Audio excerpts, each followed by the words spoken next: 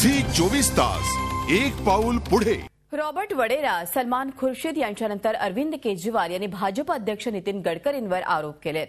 तर भाजपकडून केजरीवालांचे सर्व आरोप फेटाळण्यात आलेत। पाहूयात एक रिपोर्ट। अरविंद केजरीवालांनी रॉबर्ट वडेरा आणि सलमान खुर्शीद यांच्यानंतर भाजप अध्यक्ष नितीन गडकरींवर हल्लाबोल केलाय। गडकरींचं सत्ताधाऱ्यांशी साटलोट असून त्यांचे शरद पवारांशी व्यावसायिक संबंध असल्याचा घणाघात केजरीवालांनी केलाय। विदर्भात अनेक ठिकाणी तत्कालीन जलसंपदा मंत्री अजित दादांशी संगनमत करून शेतकऱ्यांच्या जमिनी लाटल्या। नागपूर जिल्ह्यातल्या उमरेडमधल्या शेतकऱ्यांची 100 एकर जमीन गडकरींच्या एनजीओला देण्यासाठी 2005 मध्ये नितीन गडकरींनी अजित पवारांना पत्र पाठवलं होतं। त्यात 37 हेक्टर जमीन गडकरींना आणि 11 हेक्टर जमीन जेम्स ऑफ इंडिया या कंपनीला देण्याची मागणी करण्यात आली होती। या पत्रावर तातडीने निर्णय घेत अजित पवारांनी ही जमीन गडकरींना दिल्याचं केजरीवालांचं म्हणणं आहे। तसंच शेतकऱ्यांनी संबंधित जमिनीचा हक्क मागताच गडकरींच्या कंपनीकडून शेतकऱ्यांना धमकी आणि दमदाटी करून जमिनीवर कब्जा करण्यात आला। तसंच शेतकऱ्यांचं पाणी गडकरींच्या कंपन्यांना वळवण्यात आल्याचा आरोपही केजरीवालांनी केलाय। गडकरींनी स्वतःचा व्यवसाय वाढवण्यासाठी सत्ताधाऱ्यांशी सेटिंग केल्याचा हल्लाबोल केजरीवालांनी केलाय। अपने काम धंधों को बचाने के लिए, अपने पूरे बिजनेस एम्पायर को और आगे बढ़ाने के लिए उन्होंने सेटिंग कर ली है। रूलिंग पार्टी के साथ उनकी सेटिंग है। नितिन गडकरी साहब पॉलिटिशियन नहीं है, वो देश के लोगों के हितों की सुरक्षा नहीं कर सकते।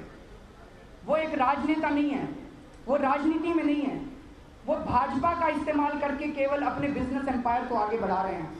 तर केजरीवालांचं हे भाजपला बदनाम करण्याचं षडयंत्र असल्याचं सांगत नितीन गडकरींनी केजरीवालांवर पलटवार केलाय।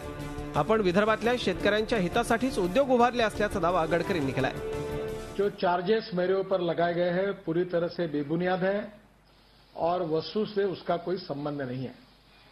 मुझे उद्योगपति कहा गया इसलिए मेरे मन में हंसी आती है। और ये जमीन लीज पर मिली हुई है, ये कोई मालकी पर नहीं मिली हुई है। और ये सैंपलिंग तैयार करके ये 10 लाख 8 रुपए का एक सैंपल होता है, वो हम लोग 4 रुपए या 5 रुपए में किसानों को देते हैं सब्सिडीज रेट में। किसानों के कल्याण के लिए देते हैं। ये कोई जमीन व्यक्तिगत रूप से न मुझे मिली है न कोई प्राइवेट कंपनी को मिली हुई है।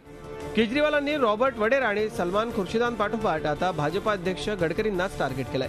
त्यामुळे सुरुवातीला भाजपच्या हातात आयतं कोलीत देणाऱ्या केजरीवालांनी आता भाजपच्याच अडचणी वाढवल्यात।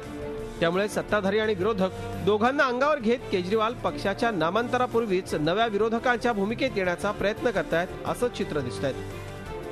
झी 24 ताससाठी ब्युरो रिपोर्ट। झी 24 तास एक पाऊल पुढे।